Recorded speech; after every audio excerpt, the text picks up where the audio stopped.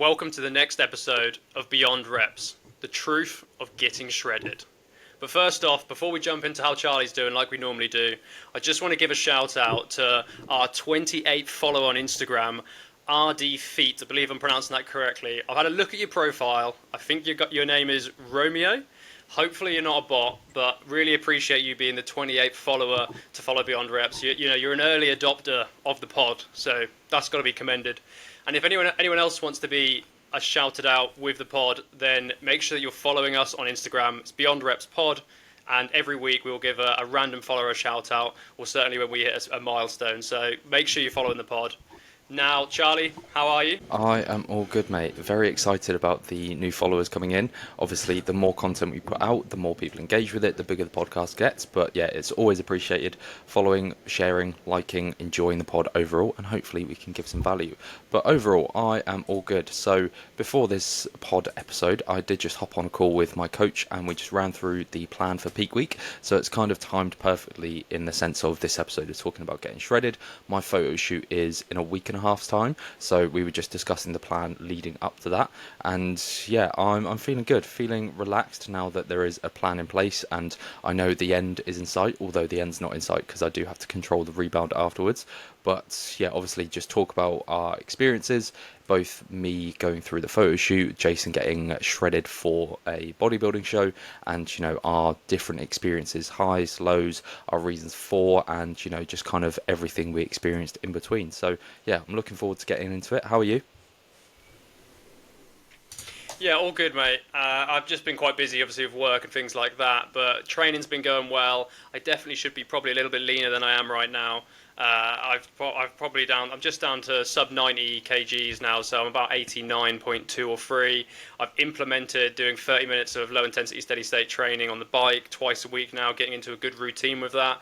To be fair, we've had a pretty clear calendar when it comes to weekend activities lately, which, although I am missing obviously the team, it does mean that I can get into a really nice routine with training and cardio and like going for nice wholesome walks and stuff. So yeah, been enjoying that. But generally, mate, just in a good place. Enjoying the weather as well. It's been a lot better recently. It has just rained the last 2 days, to be fair. But noticing the fact that it's much lighter at night, you can actually get some time out and do some evening activities. And I do think that, honestly, the British spring/summer on a good day is like world class. It's absolutely world class. But it's only the fact that you probably get about maybe 2 to 3 weeks worth of where it's like that a year. So it kind of makes the other 49 weeks or so of the year, is it really worth it? But yeah, all in a good spot, mate. Good stuff. Sounds like you're definitely making progress in terms of getting shredded again. Obviously, the weather does help in the sense of it's just nice to get outside. It makes steps a lot easier. Even just like meal times, I have been sitting in the garden and having like my morning egg white omelette. Very exciting. I'll also sit in the garden, have a salad, and even just like into the evening, just relaxing and enjoying some low light sun exposure to help that circadian rhythm. It is very nice. But yeah, in terms of social events, I think it's definitely helped me because I have very little to think about and I have very little disruptions coming into this photo shoot. But we also do have some plans coming up after the photo shoot and heading into summertime, which is always exciting. And hopefully this nice weather does continue, because I don't know what it is. I wake up, I see that sun shining through the blinds. Obviously we both train quite early, so it's nice to get up, get out of the house, see the sun shining, and it's just a positive start to the day. So yeah, long continue the spring and summer days. I think it just makes a huge difference to your mental fortitude or your mental health. I just think it makes a huge difference to your whole day. It feels like the day is longer, feels like you can get more done. And actually, like, I probably sleep better overall when it's in winter. I seem to be able to lay in more, seem to have better quality of sleep. I do seem to wake up and feel a bit more tired in summer, but actually my energy levels are much more consistent. And yeah, it's just all around a much better time. But I do want to hear, mate, how did the peak week talk go with your coach? Tell me the details. Yeah, so peak week, I think the plan is to just bury me into the ground until Monday. So the shoot is on Friday. It's currently Wednesday on the day of recording this, and the shoot is a week on Friday. So basically a week and a half. But the initial plan is it's quite scattered because I literally took some notes about an hour beforehand. So from Monday, let's start from Monday because it's a new training week. Train as normal on Monday and Tuesday. Cut cardio from Monday, so do a cardio session on Monday, and then minimal steps on Wednesday and Thursday. My last training day is Tuesday. In terms of extra food, the plan is to refeed on Wednesday with 470 grams of carbs, which I'm absolutely buzzing for because currently it's 150, I believe. It's not enjoyable. I'm a very carb dependent person. As we discussed in the gym the other day, I have days where fats are like 30 just because I get a nibble of carbs and I'm like, oh my God, I feel in heaven. So to get the prospect of 470 grams of carbs is exciting.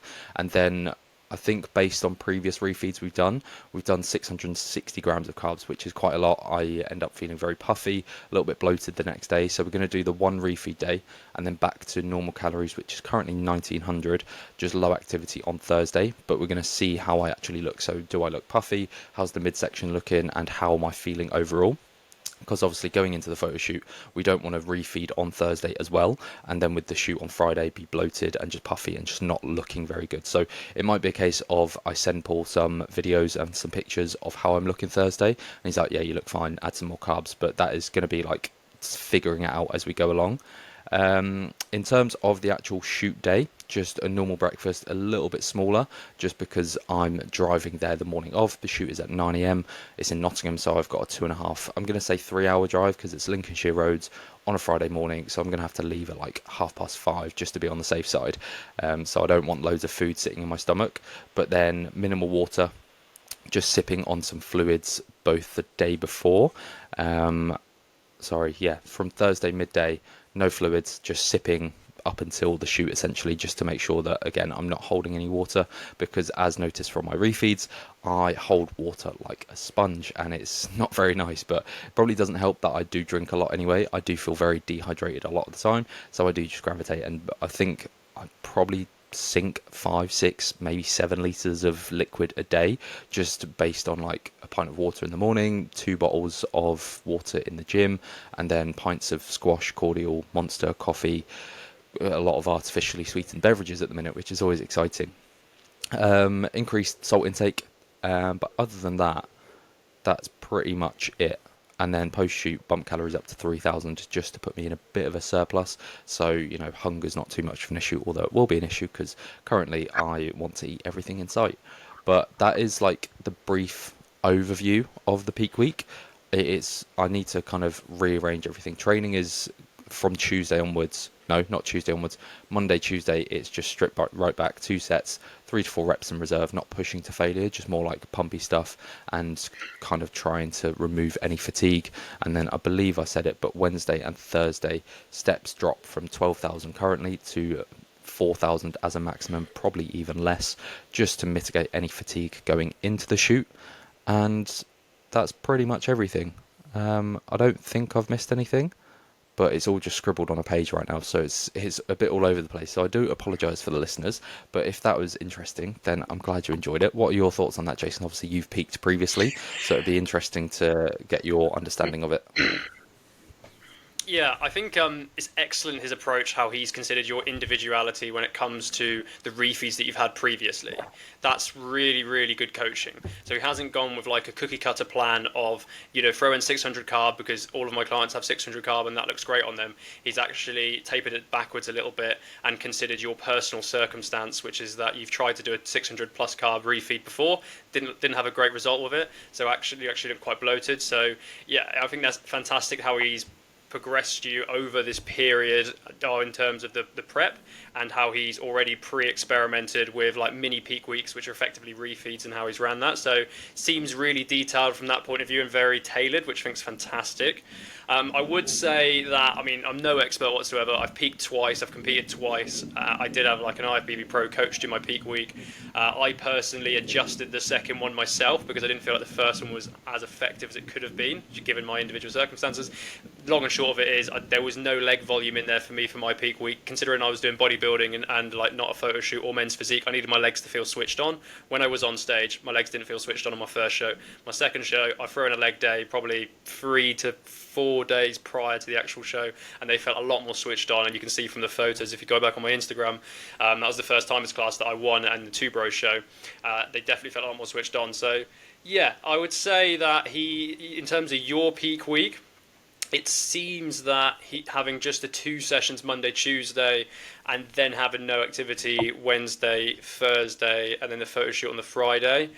I'd probably personally, I'd probably get a little bit of itchy feet around that. I'd probably like to do some sort of arm set on the Wednesday, but you always got to follow coach's orders. He obviously is the expert in it, so I'll be interested to sort of see how it runs out. But I think it seems very structured in the way he's approached it. So I'll be interested to see the results, man. I mean, you'll know because when you start pumping up, your physique will just come to life. Like it's unbelievable, really, what can happen. Like the vascularity you'll get, the pop that you'll get, the mind muscle connection you'll feel when you flex. So you'll know what it's or how it's going to, how the photo shoot's going to go and how your physique's going to look once you start pumping up just prior to that. So you'll know if you've nailed it then.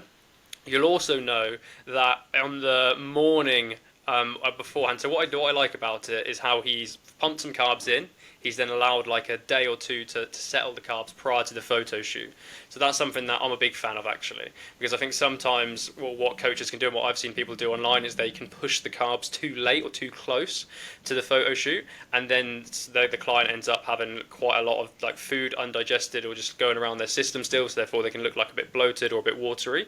But actually the way he set it up with peak a little bit or carbs in a little bit earlier in the week, a couple of days just to chill out, and then actually on the photo shoot, that would probably be my preference. And so yeah, I've got mostly praise there, to be fair. I mean, it's just personal preference that I would probably be getting a bit itchy on that Wednesday, Thursday, and maybe not on the Thursday you want to do nothing then, but maybe on the Wednesday, if it was me, I'll be wanting to hit some lat raises and some arms or something just to get a little bit of a pump on to make sure those carbs are going to the right places.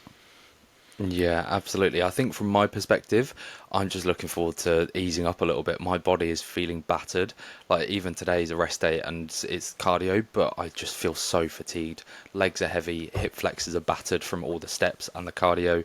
My knees are shot to pieces, like taking steps up and down the stairs, and you drop something, you squat down, it hurts. So I'm just looking forward to easing up. But yeah, I think come Wednesday, Thursday, I will be itching to do something. But I know obviously I'm paying him good money, so I will follow orders. And I think come the shoot day, once I've actually had breakfast, ease into the shoot, and then have some carbs before the shoot, like some sweets or something, just to get some carbs in, I will feel a lot better. And once you get a pump on, it's probably not that noticeable. It would just be nice to have that fatigue washed out and just feel a little bit more reinvigorated. And then post shoot, I can have some food, I can relax a little bit, go back to the hotel room and just chill the fuck out.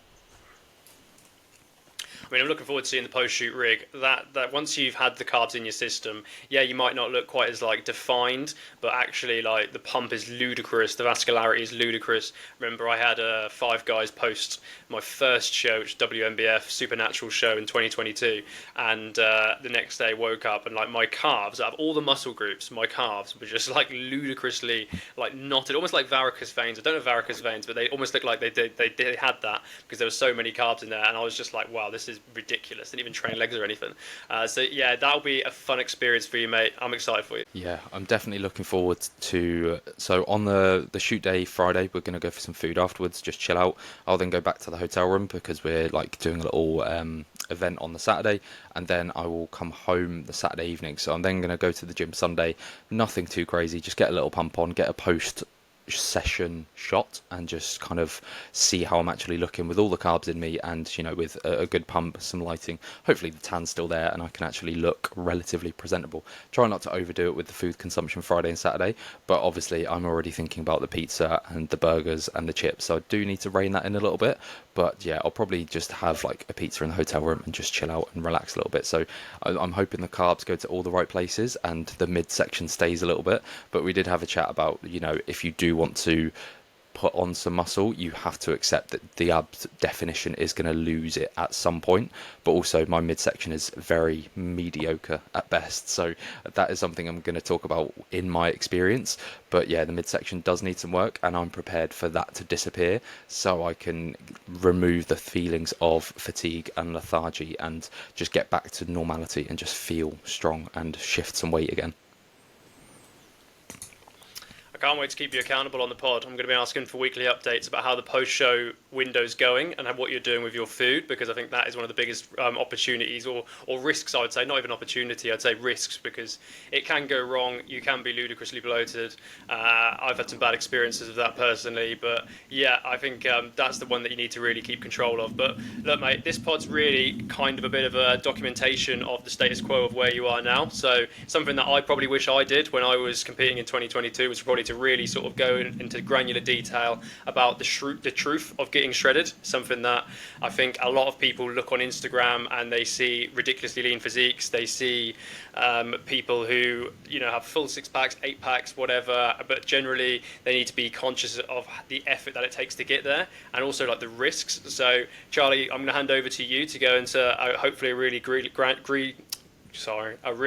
granular, detailed experience in terms of how you've gone into your prep. So yeah, I'll hand over to you, Charlie. Yeah, so it's a good episode. Obviously, the truth of getting shredded, we see on social media all the time. The people that are stood in Marbella, Ibiza, whatever it is, Dubai, wherever you fancy, they've got the 6 pack. They look absolutely unreal. And a lot of the general population would look at that and they want it. It's very appealing. And, who doesn't want a 6 pack really? It's very appealing to the eye, shall we say. But, I've got to the point where I've got basically a 6 pack. The last two are struggling to come through. Jason's been there where he stepped on stage and actually like got ridiculously shredded. So two different experiences there that we're both going to cover. But I'll run through why I wanted to do it, all the ins and outs of my prep, and then kind of would I have done anything differently and stuff like that. So starting off, like, why did I actually want to do it? So obviously I am a coach, I'm a personal trainer, and I feel like there is some sort of authority linked to how you look. No matter what anyone says, if you don't look the part, people aren't going to be that interested in working with you. Now, granted, if you look at someone and they've got a 6 pack and that's not necessarily your goal, that's absolutely fine, but you might still look at that person and think, yeah, they know what they're doing, they've got to that stage, and they've got some authority behind them. I didn't have that. I looked like I lift, I was pretty big, I could shift some weight, and in terms of like lifting videos on Instagram and stuff, I post them, and yeah, it looks like I know what I'm doing. I wouldn't be a coach if I didn't know what I'm doing, but I wanted that kind of visual authority that someone could look at me and be like, yeah, you're a PT. But then there is also, the marketing side of that. Again, if I take these pictures for the photo shoot, I post them around, I could then use it as like, this is what I did. And this podcast is perfect really, because, it highlights what not to do. Do you actually want to get to this stage, or do you just want to be a bit fitter, a bit stronger, lose a bit of the belly fat, whatever that may be? Do you actually want the 6 pack after finding out what it takes to get there? But then also on the back of that, it was kind of linked to some poor body image. So this is something I've struggled with on and off for years, in the sense of, you see the people on Instagram, you see the 6 pack, you see people looking insane. And now that I've got to this point, I've dieted in the past, which I'm going to cover shortly, and I've got to the point where I look okay, but that has come with some negative effects, and one of those being poor body image. And I kind of look at myself in a negative light in that sense, and that's something I work a lot with clients, in the sense of appreciating your body for more than what it just looks like. What does it do? What does it help you achieve on a day-to-day basis? What does it serve as a function? Things like that, rather than just like, oh, I've got a bit of fat around my lower belly, and it is just appreciating that side of things. So I think from that side of things, I wanted to improve that body image to obviously look better, but then also kind of test myself a little bit. So as an extension of that, I was lacking purpose with training, nutrition was being neglected, and I just felt like I needed a bit of structure and a bit of guidance, because becoming a coach, you kind of focus your attention more and you neglect your own training. So you focus more on clients, but everything else in the background goes to shit essentially. So I was still training, I was still getting the sessions in, weren't really pushing myself. Nutrition was on and off. Sometimes I would eat really well, other times I'd have like 2 meals a day, and they weren't good meals essentially. They weren't really filling, they weren't really protein focused. So I just kind of felt I needed a bit more structure and a bit more accountability and some purpose, and to re-find the love for training, because I got into this because I had some time, I realized how much I enjoyed training, and then that kind of fell off the more that I built the coaching side of things, and that's absolutely fine. That's what I wanted to do, but now I'm at a happy medium where clients are being serviced well. They're getting probably a better service than they ever have done because my attention is very focused, dialed in, but then I'm also allocating time for myself in the sense of consistent meal structure, getting training sessions in, and prioritizing my own health and well-being, and then that allows me to better serve the clients that I have. Then in the sense of like what I've done previously, so January 2021 was the last diet I did, and that was a 12-week summer shred challenge thing. Generally what you see on Instagram that we wouldn't advise many people do because it can lead to some issues and it doesn't really fix the issue. So I've now had a coach for this entire time. It's definitely a lot better, a lot more individualized. But that did come with some disordered eating habits off the back of it. Not necessarily from the challenge alone, but a lot of life struggles in the sense of relationship struggles, job struggles, mental health struggles, whatever that may be. And, that whole combination of being dieted to that point, I think I was 85 kilos then. I'd lost 10 kilos by that point, but then throw in all of those life obstacles. Food was very much a coping mechanism, and it did not spiral, but it did negatively impact my relationship with food at the same time. But then coming into this photo shoot, I approached it more in the sense of curiosity and what can I do beyond that. So what can I push myself to this time, knowing that I've got a lot more flexibility with work. I can structure my days more accordingly. I can push myself a bit more in the sense of having that guidance of a coach. But there was like a psychological element to it. So in psychology, there's like the need to achieve, the need to avoid failure, the need to achieve, the need to avoid failure. I think that's it.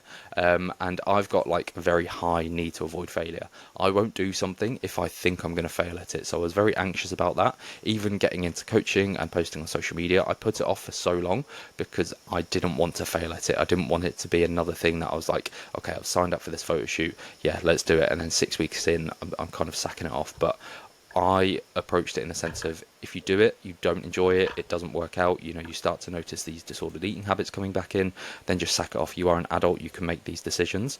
But taking that plunge and having that kind of external goal, which we've discussed previously, like those extrinsic goals, I think having that in place, the shoot was booked, I'm paying for this coach every month, that kind of motivated me to continue. And I've just thought of this now, but it kind of links back to why I got into the gym, in the sense of I paid for a year's membership up front, so I didn't want to waste it. Having that photo shoot already booked, the date was set, I knew that's what I'm working towards. So I think that definitely helped. Whereas previous diets I've done, I've dieted twice in my entire life aside from this one. Both times I lost 10 kilos. The first one was more successful because I had a kind of goal in mind. I knew where I needed to get to. The second one was just a bit like, I want to lose some body fat. Didn't really have a goal, didn't really have an end purpose. So I think that's why I struggled with that one. And now this one, I've had the end goal in place for X amount of months, and it's actually worked out really well. I've made more progress than I ever have in my entire life. I'm currently sitting at 78 kilos. I started at 95, so that's 17 kilos lost, which is pretty good going. I'm going to cover the ins and outs of that shortly, but I'm going to go into like what I was doing before the shoot. So before inquiring with working with Paul, I was doing very minimal steps, probably 6,000 as a maximum. That encompassed walking on a treadmill at the gym, going for a walk in the morning, taking the dog for a walk a couple times a day. Nothing too drastic, but just enough to kind of keep me ticking over. Training sessions were 4 times per week. Currently what I'm doing, but again, as I said previously, it wasn't anything crazy. I'd train with Jason occasionally, pushing myself close to failure, but not actually doing anything extra. So I was just kind of going through the motions. I would miss regular sessions if I didn't fancy doing them, if I woke up late, if I was tired, and I then wanted some accountability for that. And then when it came to nutrition, it was just all over the place really. It didn't really have any structure. As I've already mentioned, it was just like often 1 to 2 meals a day, a little bit of structure here and there, but oftentimes it was just very lackluster meals, not really any guidance in terms of calories, protein, anything like that. So I think that was a big change for me. So in the sense of coming into the shoot, what actually changed? So steps were set at 10,000 from the off, cardio was set at 2,000 from the off, calories were 2,100, and that was broken down into, I believe it was 180 grams of protein. Around carbs and fats were split. However, I prefer carbs, so I definitely shifted more towards high carbs. But yeah, 180 grams of protein, 2,100 calories, and that's pretty much how it was set for the duration. but then also food quality improved alongside that. So to get that amount of food in, probably wasn't eating that much beforehand, but the food quality meant I was eating more calories, if that makes sense. So I then had to give myself a meal structure. So I was eating breakfast, lunch, dinner, splitting my calories evenly across those meals. And then also the food quality improved. I was eating more lean meats, I was eating more vegetables. I was just giving myself more guidance so that I knew hunger was accounted for. Because the last diet I did, I was hungry all the time. I was thinking about food all the time. I didn't want that. So I knew I had to have that structure. So I think I approached it in the sense of 3 meals a day, one snack, and then any extras, just adjust portions accordingly. And essentially that's what changed. I will cover like the entire duration of the prep, but from week 1 up until week 16, calories were the same. Calories, steps, and cardio were identical across the entire duration. And then, no, week 15, sorry. So, week 15, calories dropped to 1800, cardio stayed the same, and steps stayed the same. And then, week 16, steps went up to 12,000, and then I made the call to bump up cardio to 3,000 calories. Just as a little caveat to that, the reason we have cardio set in calories instead of duration, the intensity of that duration can vary. So if I set cardio at 2,000 calories across the week, if I say that instead that's going to be 4 20-minute sessions, the intensity of those sessions is going to vary drastically based on my energy levels, how I actually feel about the session, how motivated I am, whatever that may be. So the actual amount you're doing within that session can vary. I know some of the cardio sessions I've done, whether that be 300 per session, 500 per session, it's taken anywhere from 30-35 minutes all the way to 40-45 minutes. So the actual calorie burn as such and what I'm doing within that session is going to vary. So that's why we set calories instead of duration, just because it's a bit of consistency within that. So yeah, pretty much everything stayed the same from week 1 up until week 15-16, which was delightful. It's kind of a good sign because it shows I was doing everything right. There's very little change in terms of my eating structure. Like calories were pretty on the dot for most times. There was the odd occasion where I did overeat. There were some obstacles along the way, which I'm going to jump into now. So we did obviously have skiing. So how I approached that, I wasn't actually aware of this, but the the chalet that we stayed in, that had a bike, so I was getting some morning cardio in. I wasn't tracking calories while we were out there because it was just, eating more mindfully. I would have a high protein breakfast where I could, and then lunch it was just like managing portions, and then the evening meal was either cooked by like multiple people or just being aware of my portions. So I wanted to enjoy the experience, but also plenty of activity being done through skiing as well. Steps were always taken care of, so that wasn't an issue. So yeah, that was a week where I didn't take it off. It was just more of a maintenance. When I went away at 86.2, came back at 86.5, so pretty much maintained where I was. Pretty successful week overall. Then we did have a couple of events along the way. So we did have a music event at Drumsheds, and then we went to the Peak District, and then I went on some dates as well. So, they were relatively well managed in the sense of potentially banking some calories across the week or just making better decisions, opting for the spirits diet mixes, preparing food in advance. For example, at the Peaks, I took all of my own food because I knew I was kind of getting to the back end of prep and I didn't want to stumble or trip up or overeat or even just affect my energy levels. I wanted to know that food was taken care of in that sense. So yeah, they were some of the obstacles, but I tried to minimize them as much as possible just to make the whole process as streamlined as possible, keep stress nice and low, minimize the chance of fucking up and overeating, and just give myself a bit of accountability on the side rather than relying on my coach the entire time. But then, how did I feel throughout? So week 1, I felt amazing. I had structure, I had guidance, I had a new training plan, I had, the calories that were set, and everything was going pretty well. It took a few days for steps to kind of bed in because, to go from 6,000 to 10,000, it's a pretty big increase to try and figure out where to fit them in.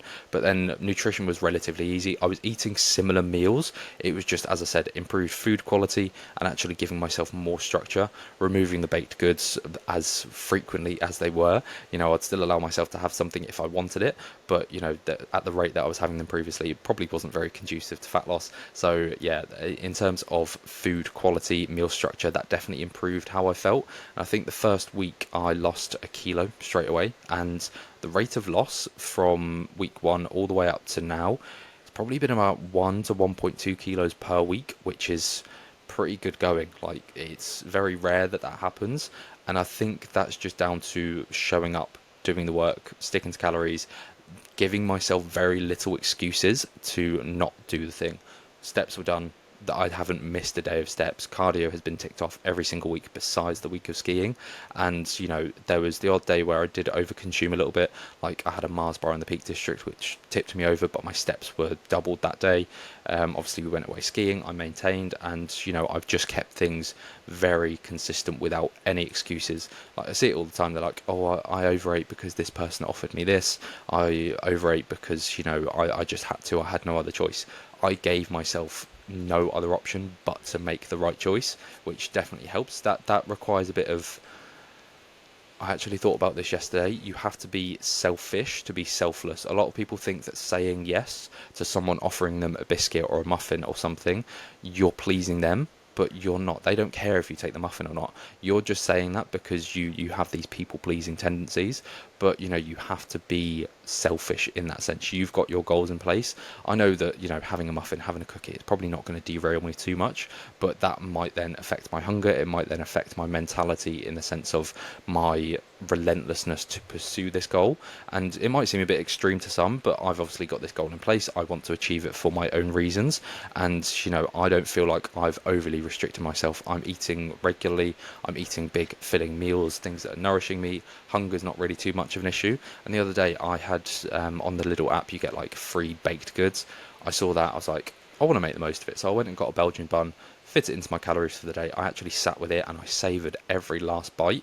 And that kind of comes into like the mindful eating element. You can include these things, but actually enjoying it, enjoying what the thing is and processing how it's making you feel. What are the flavours? What are the textures? I literally sat in the garden in complete silence. Sounds a bit sad, but that's what I encourage clients to do when they are struggling with that. Just sit with the food that you do want to overconsume. Because chances are, if I wasn't dieting, I would have had multiple pastries, but I had the one, I paired it with my breakfast at the same time, so I had like an egg white omelette with loads of veggies. That filled me up, and then I was able to sit with this pastry and feel content afterwards, which was quite nice. So if anyone does want to talk through that, then that could definitely be an episode in future.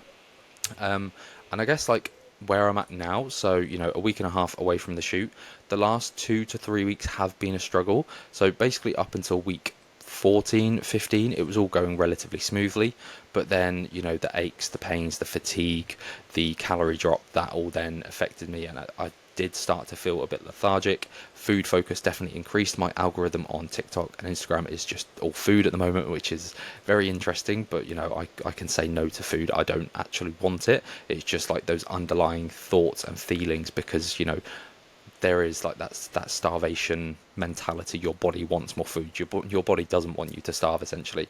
And the last week before this week, that was probably the hardest, in the sense of pushing myself to do the cardio, pushing myself to go through the sessions, and just accepting that it's going to be hard. But now coming into this week, the week before the shoot, knowing there's a plan for the peak week, knowing that it's coming to an end at some point very soon, I feel a lot more relaxed. I feel calm. I feel at peace with it. Don't get me wrong, hunger is still increased. Like, I'm sat here now thinking about my next meal. I've got some salmon marinating in the fridge. It's a rest day, so fats are a little bit higher. But yeah, I'm definitely relaxed now. There's definitely a lot of lethargy. Like today, I've done 700 calories worth of cardio. I had to split it into 2 sessions because my knees and my hips are absolutely battered. I didn't want to get out of bed this morning. I still got up, still got it done, and steps are going to be ticked off as well. I'm currently like 4,000 steps away from my target, so it is a struggle. And you do have to accept that it's going to be hard if you want to get to that point. For the average person losing weight, you're not going to feel like this all the time. You're probably not going to be starving. You're probably not going to be that lethargic. You are going to be thinking about food at different times. You are going to struggle with different things. That's where having a coach comes in, because they can make it easier. They can suggest ways that you can bulk out your meals. They can suggest ways to make it more tailored to you. But I went into this knowing that it's going to be hard, knowing that hunger is going to be an issue at some point, knowing that, there is going to be obstacles along the way. But my coach has coached many people through this process. And I think knowing that made me feel more at ease, but also knowing how to handle it myself. So being a coach, knowing how to handle the potential urges to binge, the emotional eating if high stress is involved, anything like that, definitely made it a lot easier and prevented like that spilling over and just eating everything in sight. I actually mentioned it to my coach on the call, in the sense of there's a lot of temptation at home. There's a lot of crisps, there's a lot of biscuits, there's chocolate. Like, the fridge is full of chocolate. I've got a cream egg sat in the fridge from Easter that hasn't been touched because I know it's there and I could have it if I want it, but I'm choosing fullness instead of, having the thing that tastes really good. Like, if I do want it, like the Belgian bun, I will have it, but knowing the cream eggs is there, I don't want to touch it because I know I can have it afterwards and just relax a little bit. And then that kind of leads me into, like, would I have done anything differently? So based on where we're at and the rate of loss that I have had, 17 kilos, 18 kilos, that's pretty good going, in the sense of it's an 18-week prep in total if you count the week of the photo shoot. So that's a pretty impressive rate of loss. However, where my physique is currently, I feel like I definitely would have started a little bit earlier. We started end of January, so just after my birthday. I probably would have started a couple weeks beforehand, just to make sure that I was covering all bases. So my midsection is struggling to come in a little bit. The lower two abs are still holding a little bit, but we've got a plan in place. Pushing into Monday, we are just going to dig deep, get as much done as possible to try and get them to come through. But I did take some pictures the other day, and I'm pretty happy with them. I think once I slap a tan on, get some carbs in me, I will look a lot better than I feel. But also not neglecting training my midsection. Part of this is, a vanity element as such. So I do want my abs to look good. I want that midsection to look good, and everywhere else looks fine. Legs, back, arms, they all look very lean. It's just those last two abs struggling to come through, but I can accept that. I know I've had lower back injuries. I've neglected training abs because of that, but that's now something I can train and look forward to going forward. So I know in post shoot and the training plan that we come up with, I'm going to be training abs regularly. You shouldn't neglect them. I know a lot of people say, like, abs are made in the kitchen, and they absolutely aren't in terms of their visibility, but your ability to see them and the density of your abs, and just like how your midsection looks. Like, Jason's someone that's got abs all year round. Like, sitting at 95 kilos, he had abs. I just had a big belly of yogurt, essentially. So yeah, I think I definitely need to train the midsection more and allocate more time for that. Not even just from the ab visibility perspective, but just from a functionality perspective. That will then carry over into my lower back injury and prevent any future injuries. But then also, it's just good to have a strong, stable core that will carry over into other lifts like legs and just overall training, essentially. And yeah, that's pretty much the overview of that. So I feel like I've gone quite in depth with a lot of that. And yeah, that is the photo shoot experience. Obviously, it's not for everyone, and I probably wouldn't advise many people to go for it. If you know what to expect, it can make it a lot easier. And I think having someone in your corner, like having a coach that's gone through it, or someone that's experienced in coaching people with it, absolutely, it makes the process a lot easier. I think had I tried to do it without Paul, I would have got to 85 kilos, probably sacked it off, because from 85 to where I am now, that was the hardest yards. And knowing that he was there for that support was really useful. So yeah, definitely, if you do want to do something, get a coach. But you don't have to get to this point. You don't need the six-pack. You can just lose a bit of fat, get a bit stronger, get a bit fitter, and realistically, you don't want to put yourself through that to get the abs. So it'd be interesting to get your thoughts on that, Jason. Wow, there is a lot to unpack there. I really appreciate the level of detail you went into there, Charlie. And like, to be honest, there's just so much that I can actually relate to. It's ludicrous. Like, it's almost like I've lived the life. Well, I have lived the life that you're going through when I was on prep. Like, from the food focus, from everything. So I guess a few things which resonated with me as you was explaining them. So I'm not just going to say this because I am a coach, but genuinely one of the real hacks to getting really, really shredded is to have a really important extrinsic goal and a coach to help you get there, to hold you to account. Like, I think it's one thing going, I'm going to book myself on this holiday, and that's great, it's in 6 months time or whatever, and I want to be ready for that. But then actually, when there's someone who also checks in with you every single week, and they're like, we're 12, 2 months away, 3 months away, whatever it is, and then they show the progress towards that. And if you don't have a great week, which does happen, then they can be like, what's happened? Are you okay? Any support? Maybe to offer some suggestions, work through and problem solve the issue with you, and then kind of give you some further guidance, but really hold you to account. Like, I just really don't think that can be underestimated. I tried to get, well, I say try. When I say I tried to get lean last year, I did get down to like 85 kilos or so, which is exactly what you said in terms of body weight, which is quite funny. But then you just can't be bothered to go any further, because the reality of getting shredded is that as you get leaner, everything in your body goes, what the hell are you doing, mate? Like, just pack it in. Like, let's just eat some more food, because you are literally like going through a controlled starvation over a period of time for this arbitrary goal which has zero importance to the world or even your body. Your body doesn't care about you doing a photo shoot. All it wants to do is to fill up its glycogen stores, to get some body fat back on you, and increase your testosterone, increase your hormones, etc., and kind of get back to health. Like, it doesn't give a shit. So that's something that you have to overcome your body's instincts. So as you get leaner, your body just wants to resist and push against that. And the way it does that is through food tasting better, through in terms of I'd say, like, in terms of disrupting your sleep as well. So food tasting better, it can disrupt your sleep because you like literally wake up hungry.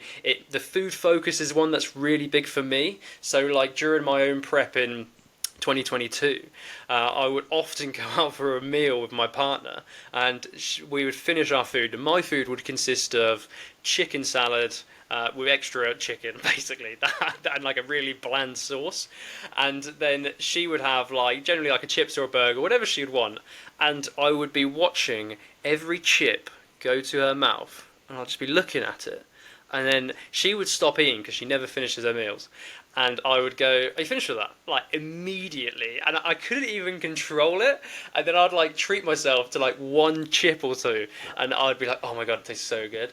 So, like, yeah, it's wild. And another story which actually comes back to me now as I'm saying that, which involves chips again, is I was actually creating a piece of content in 2022 which involved some McDonald's. I don't know whether it's still on my Instagram page. I might have removed it. But it was just, like, this little random, like, skit of me chucking McDonald's or something like that. I can't remember. But essentially, for this piece of content, I drove to McDonald's, I bought some chips, I then came back, I then set up my camera in my shed, I then filmed myself.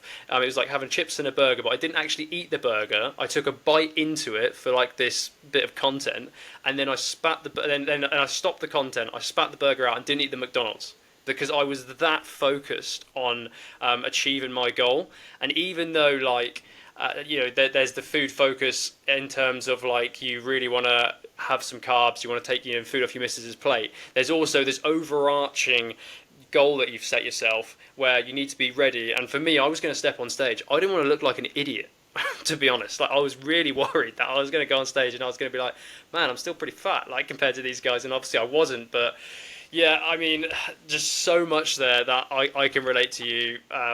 Yeah, it's absolutely crazy, really, just sort of hearing you talk through it and going through that experience. Yeah, it's quite funny to hear the food focus, because I've been in that same situation where, when we went to the Peak District, for example, I took my own food, but I was watching everyone else's meals. Like, I was watching the mouthfuls, I was watching everyone have dessert. You're all having like pies and brownies and whatnot, and I was just sat there like, oh my God, I want this right now. I need these carbs. And I think I can relate to the sense of, I didn't want to get to this photo shoot and be like, I look shit. There's no getting around that. If you haven't put the work in and you then get to the photo shoot, now it's all obviously very subjective, whereas competing in a show, that is very objective. That's people judging you. They're judging everything about your physique. Whereas the photo shoot, I'm going, if I think I look good, then that's all that matters. But I knew if I didn't do everything I could have up to the shoot, then I would be disappointed with myself. Hence why I took the plunge and increased cardio myself. The coach approved of it, obviously, but yeah, I think that just came off the back of, not wanting to fail. But that food focus is insane. Even just like appreciating the food, as you said. So I think I discussed it on a previous episode, appreciating what a cucumber tastes like. Obviously salads are very big in the diet at the moment, and I've got to the point where I can chop a chunk of cucumber off and I know exactly how much it weighs before I've even put it in the salad.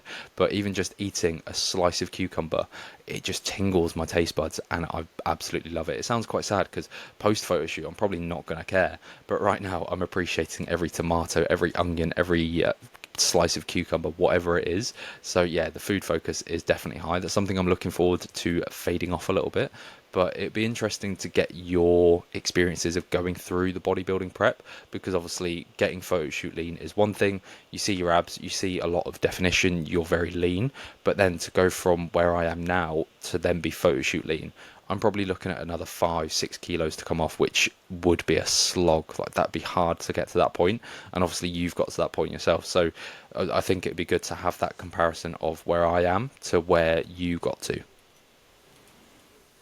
Yeah, so I guess the main changes that you're going to see between like where you are and where I competed in, and you can go back and look on my Instagram. There is pictures of me with like I think I'm hitting like a side tricep, and you can see like my glute striations in there. So I was pretty happy with how lean I was. Certainly in the second show, and as I touched on earlier, I felt like my peak week was a little bit more optimal, and I felt like my physique popped a little bit more in my second show.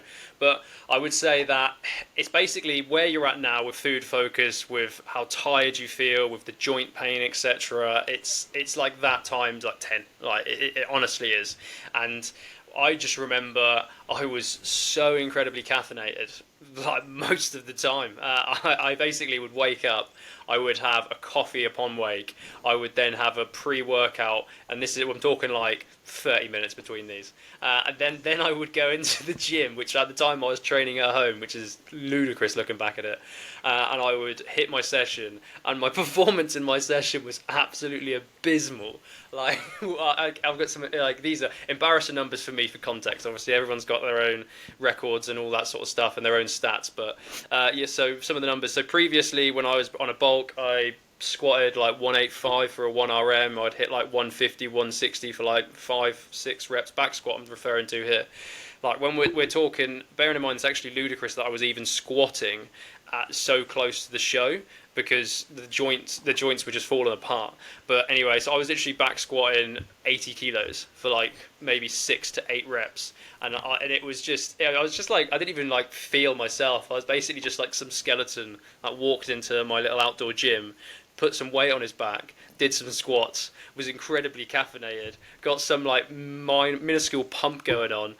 To be fair, like that was one thing I have to say was good about like getting ludicrously shredded. I'm sure you're seeing it now as well. Like when you get a pump on in the gym, you do look wild. But then the rest of the day, the other 23, 22 hours of the day, you're just like a skinny 13-year-old.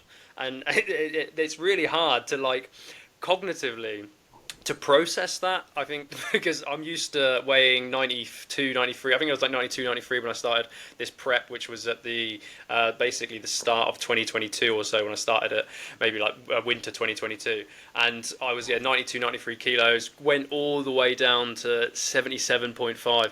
You can see some videos of me on my Instagram. It's terrible. Like that's the only way I would describe it. It's I wasn't, although I look shredded, I really probably wasn't that happy with my physique when I got down to my absolute lowest at 77. This is pre-carb load, and I just looked so skinny. And obviously I'm sitting there thinking like, why don't I look bigger? I look at like my Instagram. Everyone on my Instagram's looking huge. There's a huge sort of like cognitive thing going on in my head. Like, do I even lift anymore? I'm just falling apart essentially. I was doing this all around a corporate job as well. So like, but I didn't tell anyone at work because bodybuilding's not really the sort of thing you talk about in the corporate work. So they were just like, I had a few of my direct reports come over to me and they were like, "Are you okay?" I must have thought like I had like some sort of like bowel cancer or something, some awful like issue going on with like my digestive system. I was like, yeah, I'm fine. I'm just trying to get lean for summer, and I'm like, it's like skeletal, face is sucked in. It's just what they must have thought of me was absolutely ludicrous. But yeah, like it gets harder and harder and harder and harder as you go into the show, and the food focus goes through the roof, the energy levels go through the floor, and one thing that really affected me was like my libido was just gone. Like there's just no libido. Like there was no activity, there was no sensations, there was no desire for, I want to say 2 months. There was just nothing there. I may as well have been a eunuch. Like honestly, there was just nothing going on, and it was just absolutely bizarre. Fortunately, all that comes back afterwards when the calories comes back pretty quick, and you do get over it. But there's certainly a point where, you think, oh yeah, I look great in the gym for 2 hours of the day max, and then the rest of the day you're basically a walking skeleton who is a eunuch, who looks like a 13-year-old and has no energy, and that is the truth of being shredded. Like that is honestly what, as a natural, this is, let's just be clear, that is the truth of what it is to be a natural, to be shredded. Certainly that was my experience, and it took me so long as well to get down to it. Like, it took me over 30 weeks in terms of my preps. Partly this was due to the fact that, because I went into it, so I guess in terms of context, I had like a winter training arc, obviously everyone does, put on a few pounds, wanted to obviously pack on some mass. Then I thought, oh yes, this was going 2021, going into 2022. 2022 started to get a little bit leaner, got to down from like 93 to 92, 91. Then I was like, I actually think I look all right, to be fair, and then carried down for a little bit longer. Then I was like, you know what? I'm gonna compete this year, and it wasn't like 2 years out. I've like beginning the off season, and I've specified that I want to bring up my like left rear delt by a few centimeters, or a few kgs of mass. It wasn't like structured or anything like that. I wanted to post content on social media, so again it relates to you a little bit, Charlie, in terms of I wanted to, basically share my story, share some of the progress that I was making, and I wanted to have something for people to watch, basically. And it was something that I've always wanted to do. At the time, I had trained for 10 years, and I was like, I've trained 10 years as a natural. I've looked at YouTube at some of the competition and the standard that natural people compete at, but they're just not to that incredible. Well, I thought that like actually I could basically compete at that sort of level, and because I've been training for 10 years, so I was like, yeah, fuck it, why not? Why can't I go and do it? So I went into it probably a little bit naively, got a coach eventually, signed up with a well-known IFBB pro in the UK. Didn't have the most amazing coaching experience. Followed the program, which was very similar to Charlie's. I won't go into that level of detail, but shock horror, 12,000 steps, cardio, minimal calories, high protein, salads, etc.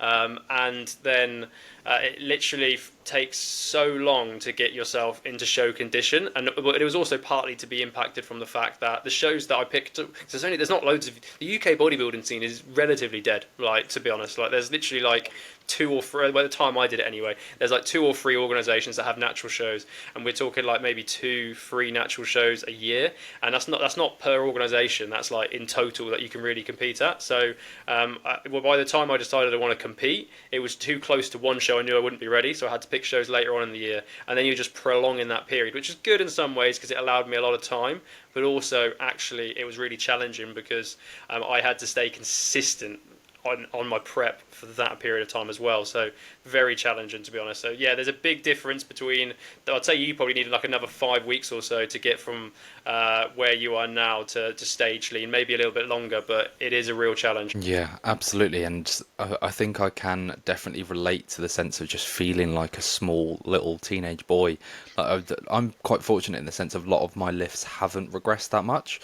Legs and some upper body stuff have, but things like incline dumbbell press, that's stayed pretty consistent. I did push it up, and I lose a rep here and there, but I actually noticed the other day when I was carrying them, it felt like my shoulder was just going to pop out. I just felt so weak and frail, and even just getting them into position onto my knee was a struggle. So that's definitely something that's tough to accept. But then also, just looking small. Like when you get to the point of both me and Jason, you like to fill out your clothes, you like to look big, and you just don't. You just feel and look very small in a day-to-day setting. Like, a lot of my clothes are hanging off me. I'm having to wear like shorts and a t-shirt most of the time because they're the only things that fit me.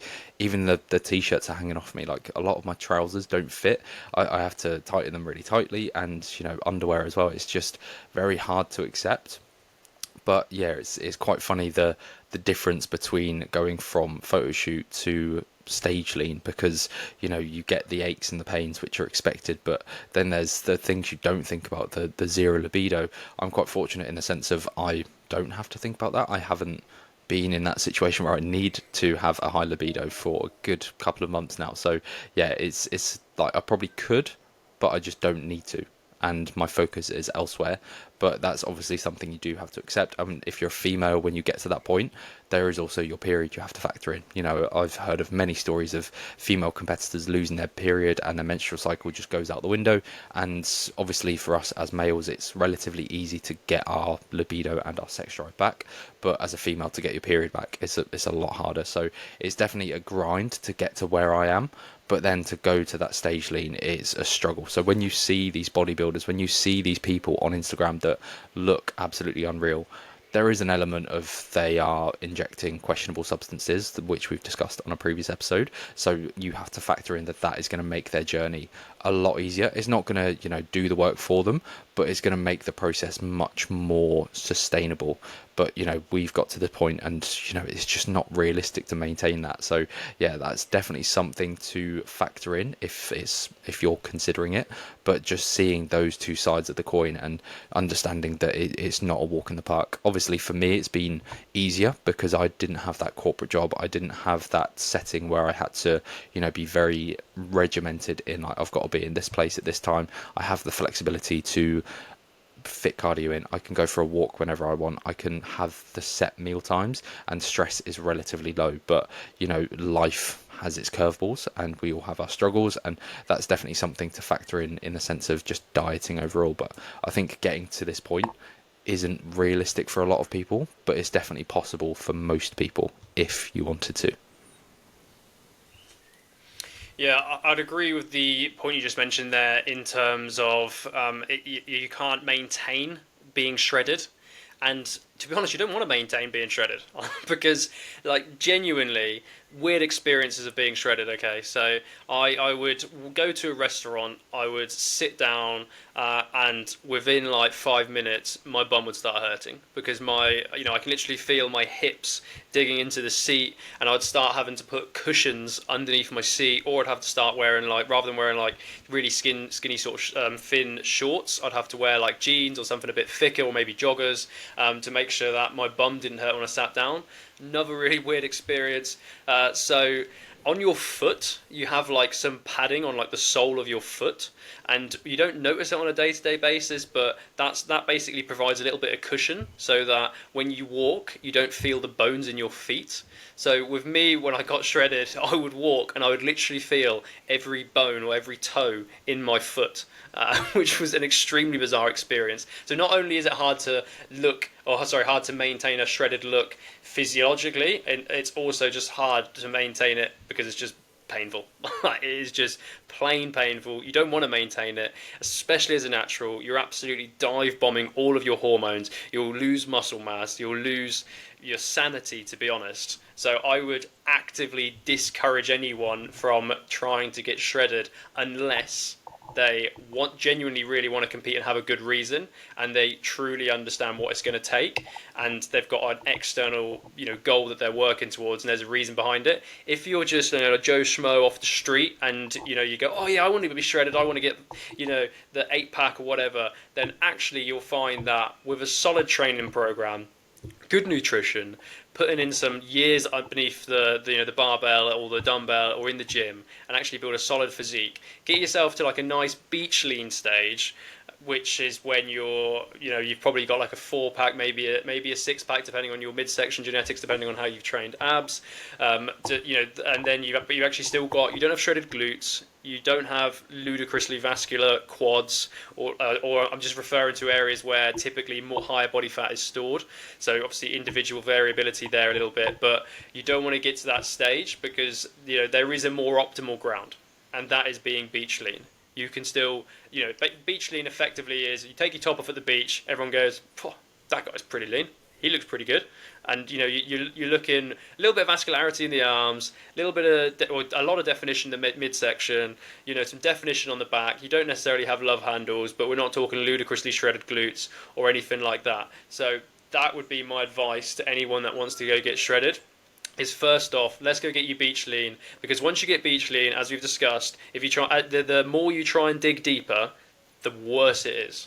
the more everything collapses from your physiological state, and the more it affects you psychologically as well. And to be honest, it's all downhill from beach league. Yeah, it's definitely a struggle getting to that point, like where we are now. But in the sense of, what's actually realistic, beach lean is probably realistic for a lot of people. And I think that's something, if you want to, that's what you should strive towards. Because to then go the extra mile, it is a slog, it is a struggle. And, you don't have to have like a full on six pack. What is it serving? It's quite interesting, actually. I mentioned it on the call with Paul that we were discussing peak week. And I have a weight in mind now that I've got to this point. I'm looking forward to gaining weight. I'm actually looking forward to losing the abs so I can get back that lack of fatigue, that lack of lethargy, and that's something I'm prepared to accept. And if I can get to a happy medium where there's some condition, I've still got some visible abs, but I'm not struggling through every single day. Probably somewhere between 85 and 90 kilos, but I've lost a lot of fat, and I want to fill out again. I want to be a little bit bigger and just maintain that happy medium. So yeah, it's definitely possible to get beach lean, but I think for the average Joe, you have to factor in your entire life. Do you want to go to restaurants and make sacrifices in the sense of, you have to be very diligent with your choices? You're probably going to be ordering salads. You're probably going to be ordering the things that you don't actually want to achieve that goal. Whereas if you're just an average Joe trying to lose a bit of weight, you can fit those social occasions in. You can have what you want. A coach definitely helps with that. I do it with my clients all the time. They send me menus. We kind of go back and forth. What do they want? We bang some calories, whatever that may be. And you can still make progress and enjoy life alongside it. So, you really have to be strict with what your life is and what you actually want to achieve. Because if you're not prepared to sacrifice many things, I've sacrificed a lot of things, like right now, like pastries. I want to go to a bakery and have a coffee and with milk in it, not have to worry about getting it black. I want an almond croissant without thinking about it. You have to sacrifice those little things, but that kind of comes in the form of like delayed gratification. I know I'm going to get all of that afterwards, but yeah, a lot of people can't get into that mindset. So if you're not prepared to accept that, then getting shredded, probably not for you. Yeah, completely agree. I just think that people really need to reevaluate, and hopefully on this podcast we've been really clear about our experiences, so therefore it helps them reevaluate what's actually important to them, because everyone wants to get lean. Everyone sees the Instagram pictures. Half of those pictures as well, they've got like a pump on there in like half natty lighting, which to the layman is just lighting, downward lighting, which basically makes you look more defined. Maybe they're photoshopping their pictures as well, so that maybe they're editing them, different filters, etc. There's all the tricks in the book on Instagram, so don't believe that. We're talking firsthand about our experience here, so it's got credibility in there.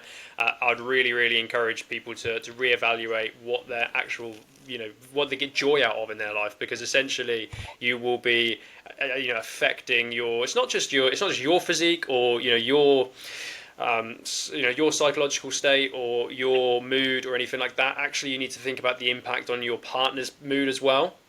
So there's family members will be impacted by this. Whoever you live with will be impacted by this. Whoever you interact with on a daily basis, because we haven't even touched on irritability yet. Irritability goes up through the roof, and things that you would never normally find irritable, you suddenly start finding irritable. So I can think of just examples where dishes wouldn't be done, chores wouldn't be done around the house, and you just get a bit arsy about it with your partner or someone, and then they'll be like, "Whoa, what's going on?" sort of thing, and then you're like, "Oh no, it's just I'm on low calories. I'm sorry." It's ludicrous, but honestly, it changes your personality, and that's something that people need to consider as well. Yeah, absolutely. I feel like a completely different person, both in a good and a bad way. I do feel very grumpy every day. There are certain times of the day where if you try and speak to me, you're not getting a response, because if I haven't eaten, if I'm hungry, or if I'm just generally tired, I'm probably going to snap at you. That irritability is so high to the point where even someone being within my near vicinity, that pisses me off, and that wouldn't normally happen. I'm happy to engage in conversation with people, and even just walking around the supermarket, just people getting in the way. questionable thoughts come into my head, and I know that is prep. Like normally I'm a very calm, cool, collected person, but the irritability to get to this point is next level. So yeah, that's definitely something to factor in. If you live with a partner, if you live with your parents, if you live with friends, they are all going to be impacted by that. Even if you try to explain it, it's still not going to make it any easier. So that's definitely something to factor in. It's not easy, but you know, it's just the reality of getting shredded. Yeah, I think we'll wrap that there, bro. But I think hopefully the listeners have got a lot of value out of that. I've also just had an idea for another episode, which we'll have to drop. So I think we'll do the reality of an actual bodybuilding show and the reality of an actual photo shoot. So stay tuned for that. But I think that's another great topic that we can cover in detail. Appreciate everyone tuning in. Appreciate all the love on Instagram. We're up to 28 followers. Appreciate. I'm going to give the guy a shout out again. RD Feet Romeo. You're an absolute G being the 28 follower. Early adopters. Those are the ones that we love. Yeah. So just make sure you share the podcast. We're on Instagram. We're on Spotify. We're on YouTube. Make sure you send some love, and we'll speak to you soon. Cheers.